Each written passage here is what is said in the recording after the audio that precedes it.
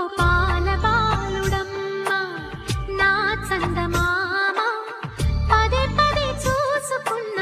తనివి తీరదమ్మ రారా కన్నా కడుపారా కన్నా నా చిటికెలు వింటూ చూస్తావే నేనెవరో తెలుసా నాన్న నేను ఆడించే నీ అమ్మనురా నువ్వు ఆడుకునే నీ బొమ్మనురా గోపాల